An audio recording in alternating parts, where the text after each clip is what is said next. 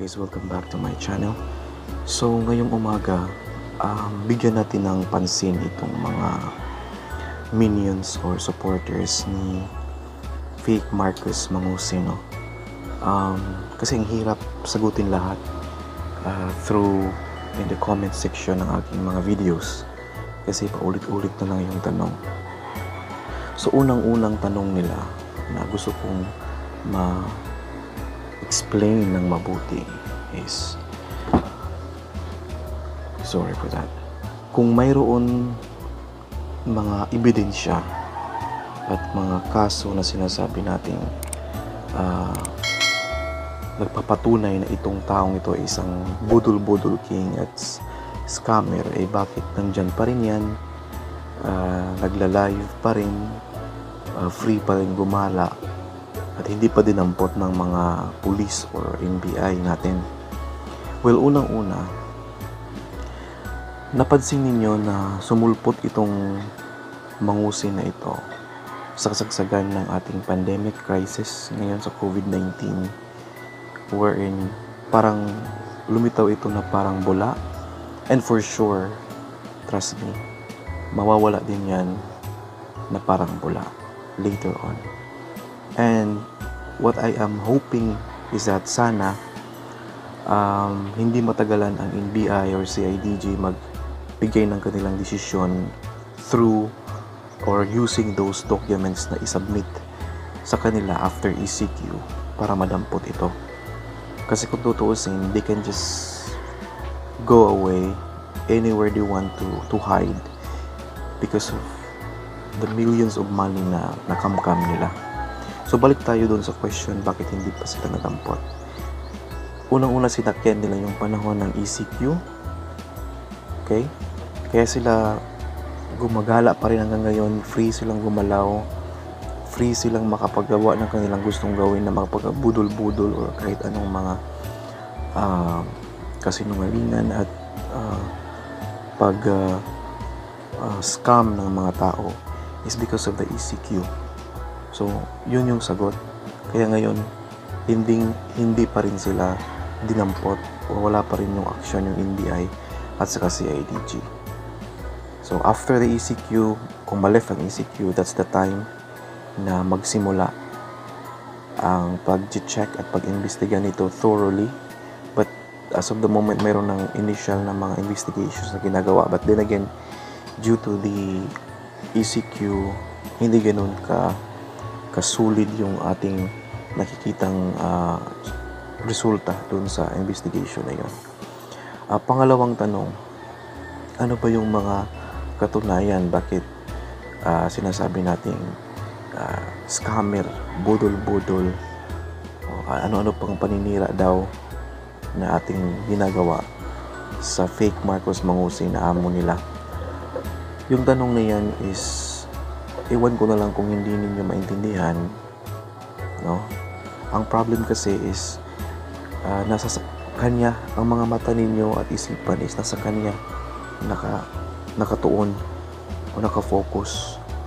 Hindi kayo kumbaga open-minded na kumbaga pakinggan ninyo yung bawat side ng story at saka magbigay ng sariling conclusion sa nakuha ninyong mga information.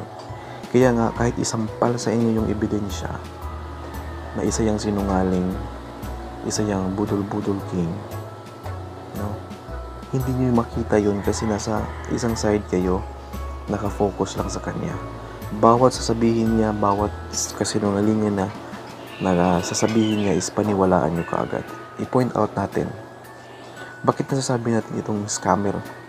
Isa siyang scammer, isa siyang budol-budol king, at isa siyang modus is unang-una, nagtayo ito ng mga foundations hindi lang ngayong crisis but noon pa, way back 2007 hanggang 2013, sikat na yan sa paggawa ng mga foundation using the name of Marcos.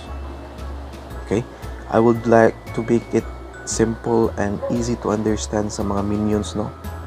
And hopefully they will analyze this Huwag kasi ilagay yung ating utak sa ating batok o sa ating puwet para maintindihan yung mga bagay-bagay. Now, using the name of Marcos, they were able to create a foundation, charities, na kumbaga, pino-frontline nila yung tumutulong sila. Noon pa yun, ha? Now, given that it's a fact na naniwala kayo na yes, gumawa sila ng foundations, noon pa, using the name of Marcos, for them to convince people to give money to that foundations, to be able to support their humanitarian platform program with that foundation. And do you think using the name of Marcos, wala silang makuhang maraming suporta sa mga tao, sa mga mayayaman na kanilang target?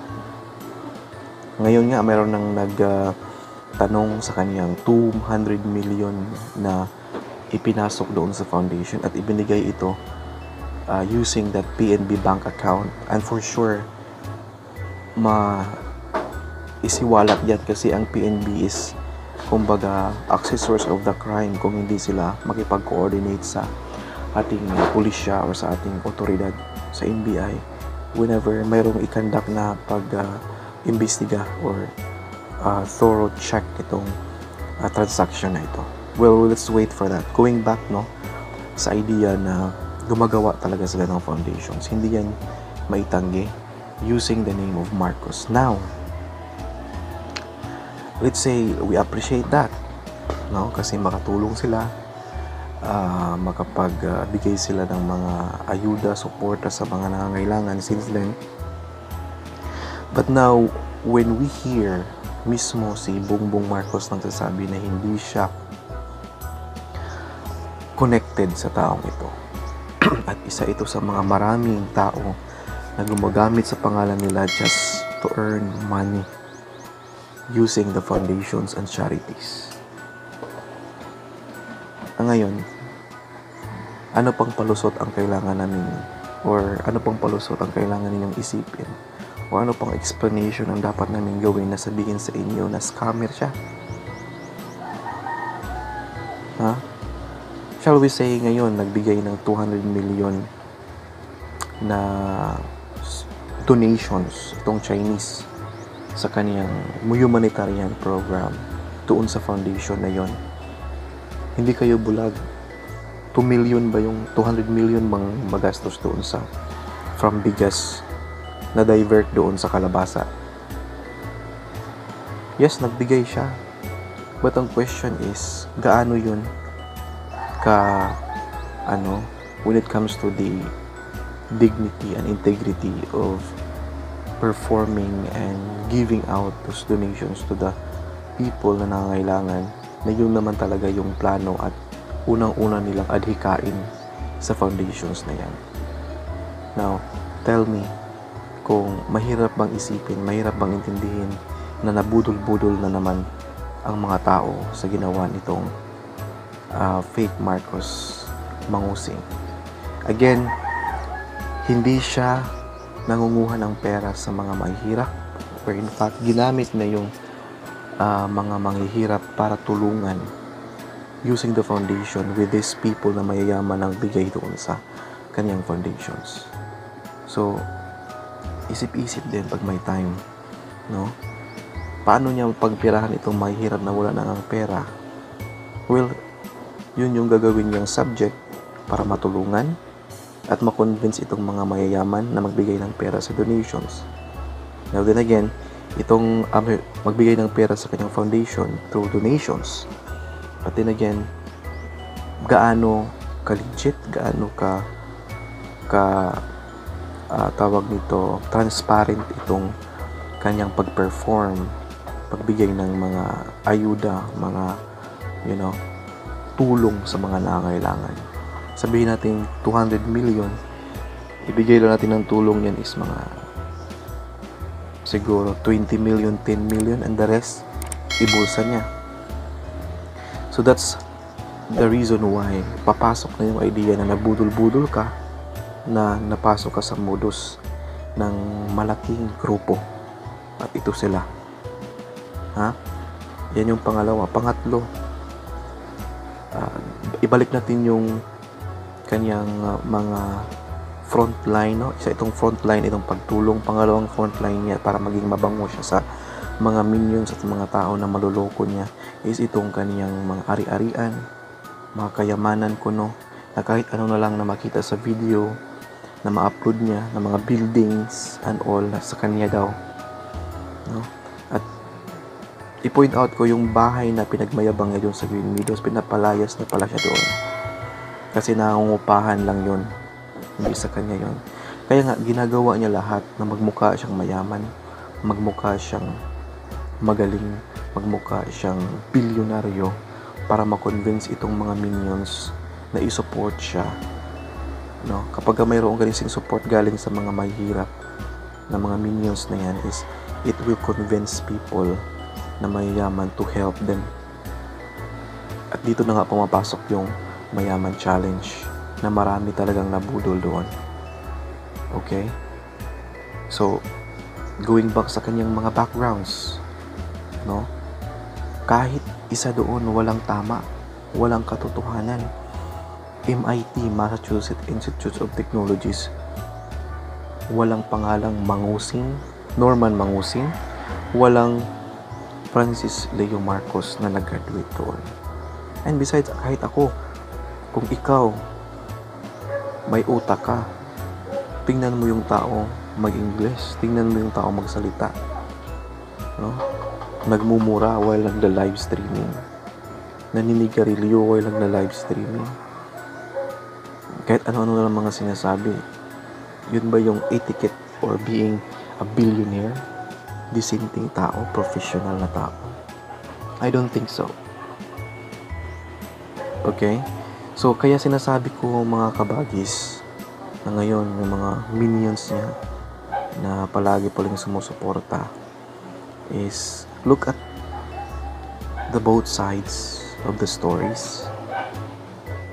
Hindi naman kayo bobo siguro, or nagpakatanga lang talaga kayo, is listen both, observe, then come up a conclusion. That's the best thing to do. Huwag lang basta maka-comment, huwag lang basta maipagtanggol yung tao, no? Papalik-balik yung mga arguments na tumulong naman yan, ikaw may natulungan ka ba, no? Ibaging personal pa na mukha mong ganyan-ganyan. Sinabi ko na yun na tama, walang question ang pagtulong ng tao.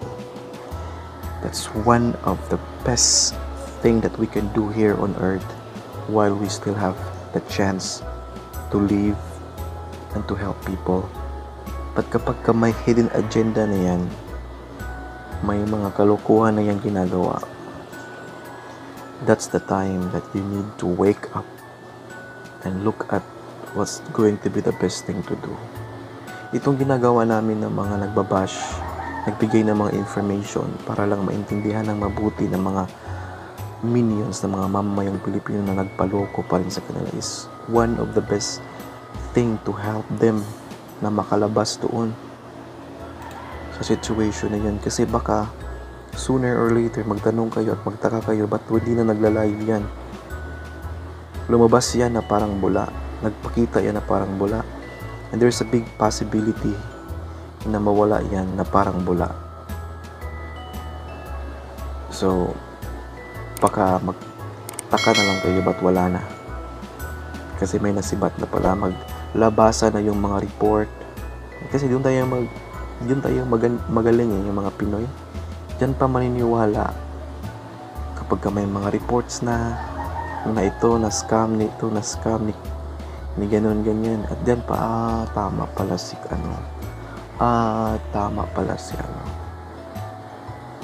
yun yung problema natin no?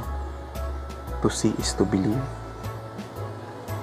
Yung bang doon pa tayo makonvince kung marami ng mga reports, yung mga mayroon na yung nakaposas na yung mga kamay, no? Diyan pa tayo maniwala. But right now, as early as of this time, ipinabahagi na namin yung katotohanan. Ipinapakita na namin sa inyo yung totoong galaw ng mga modus at scammer na yan. However, napaka-laking tanga ng bawat isa na naniniwala dyan sa fake Marcos Mangusin. Ngayon, may bago na namang interview si Bongbong Marcos. At na-emphasize niya doon, oo, kapag magbigay yan, tanggapin nyo. Pero kung maghingi ng pera, huwag niyong bigyan. Kasi nga, again, hindi niya talaga ni-recognize. At nagamit yung pangalan ng Marcos na yan for so long. Just for them to earn money. Kaya naging milyonaryo siya eh. Imaginein mo yung milyon-milyon ng mga donations. Mga mayayaman yung target nila. Big time yung mga target niyan. Kaya siguro maniwala na lang kayo kapag may reports na. No? Sa pamilya niya, going back sa pamilya na-expose na yan na isa siyang napakasinungaling na tao. Billionaire ka. Kung totoong galing ka sa mga mayayaman na pamilya, bilyonaryo ka nahulungkat yung pamilya na isa pala yung anak ng mga na hindi sa pero when you are going to describe it, parang under sa poorest of the poor. Flash ko yung mga mukha later para lang maano ninyo yan na totoo niyang pamilya. So, isang talagang tawag nito, malaking kagaguhan na palagi pa rin tayong nakatingala at sumusuporta sa taong yan.